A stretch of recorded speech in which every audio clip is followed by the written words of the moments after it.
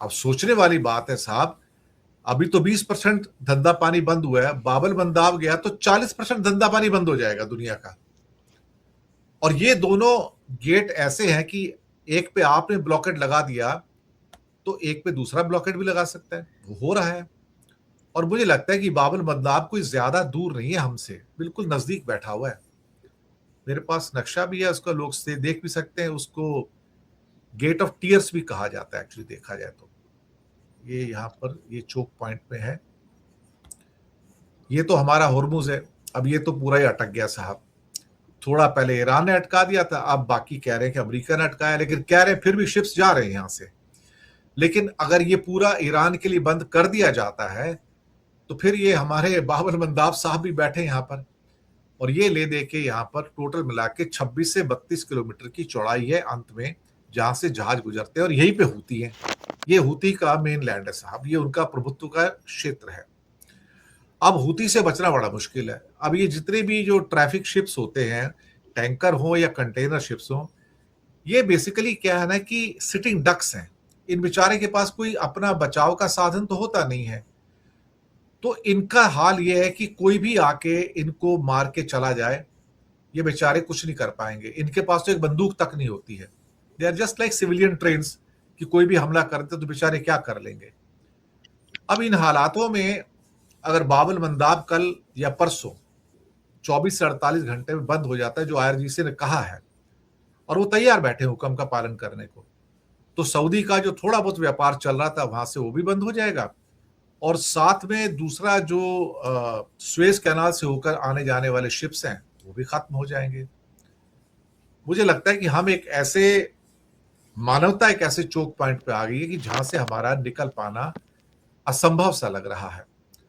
और ऊपर से चीन ने जो कल धमकी दी है, वो धमकी भी आसान नहीं है कि भाई तुम हमारे व्यापारिक मामलों में इंटरफेयर मत करो।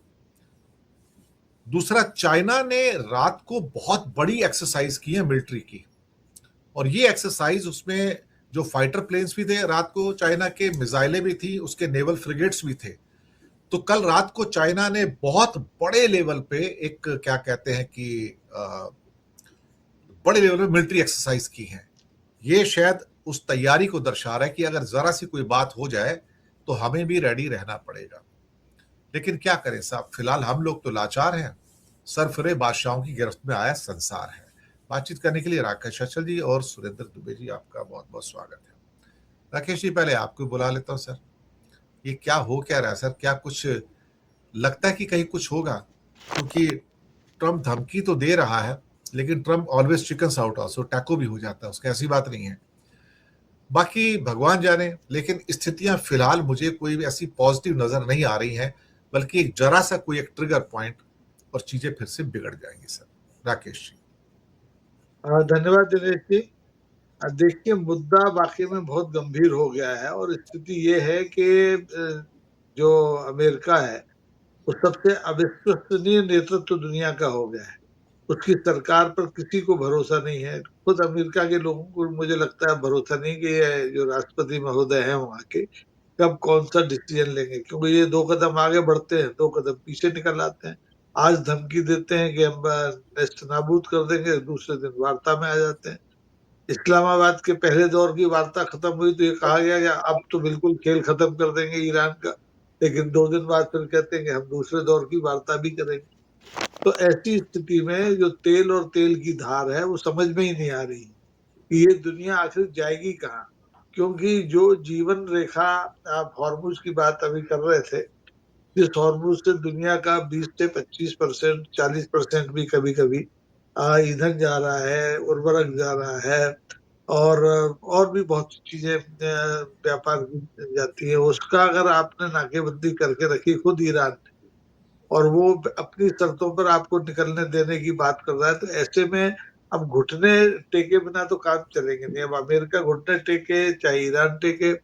और जहां तक सवाल है यूरोप के दबाव का, तो यूरोप तो अब अप्रासंगिक लग रहा है मुझे। यूरोप की यहाँ पे इतनी एक चीज मैं जोड़ दूं अचल जी, जी बहुत सारे जी लोगों को पता नहीं, चूंकि मैंने शिपिंग के साथ काफी डील किया है, कि यहाँ पर सिर्फ तेल की बात नहीं है।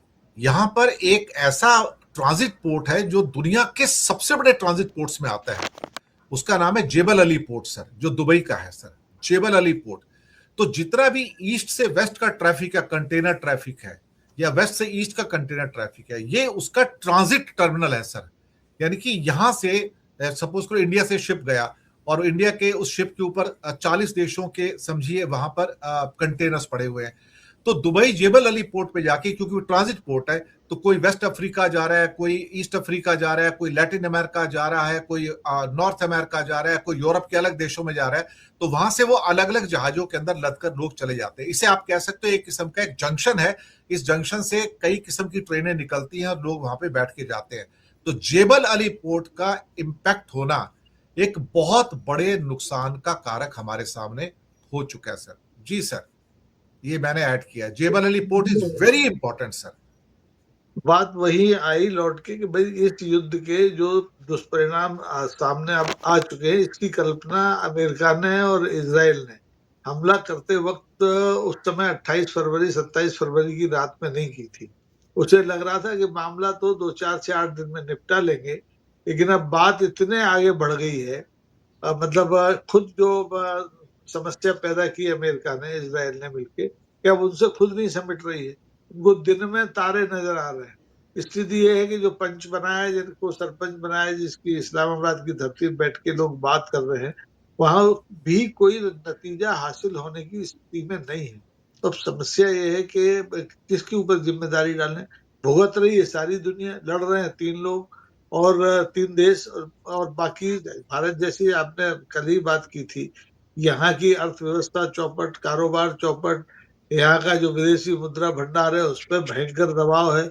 यानी हर तरफ से दुनिया परेशान है, लेकिन समस्या का निदान किसी से नहीं निकल रहा है। अब जहां तक चीन का सवाल है, चीन ने जिस ढंग से कल एक तरह से अपने शक्ति का प्रदर्शन किया है तीनों सेनाओं के जरिए, उससे मुझे लग रहा है कि अब ये जो मल्टीपोलर की जो हम लोग बार बार बात करते हैं, इसमें बात और आगे जाने की स्थितियां, संभावनाएं, आशंकाएं नजर आ रही हैं कि अगर चीन, अमेरिका ने जरा भी अपनी भ्रुकुटी टेढ़ी की, तो इस बार चीन भी इस जंग में कूदने से पीछे नहीं रुकेगा, क्योंकि व्यापारिक हित उसके भी प्रभावित हो रहे हैं। ऐसा नहीं है कि चीन बड़े आराम से बैठा हुआ है। तो चीन के व्यापारिक हित जब प्रभावित होंगे, तो मुझे लगता है कि वो अमेरिका से 21 ही बैठेगा मुकाबला करने में। तो देखना पड़ेगा। 20 ढाई महीना तो 2 महीना तो हो गया है, 40 दिन से 45 दिन से ऊपर हो गए। कल की स्थिति क्या होगी, बातचीत के बाद पता चलेगा। जी जी, इस बीच में